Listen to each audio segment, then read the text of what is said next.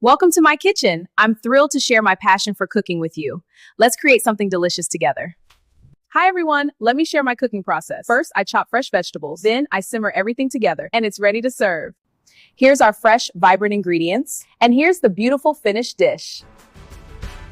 Sunday dinner inspo. Let's dive into some amazing Nigerian dishes. We have jollof rice, pounded yam, egusi soup, and peppered chicken. Time to eat! Sitting here on the dining table and chair looking like a boss, eating my jollof rice and chicken. What's your favorite jollof rice recipe? Share it in the comments below.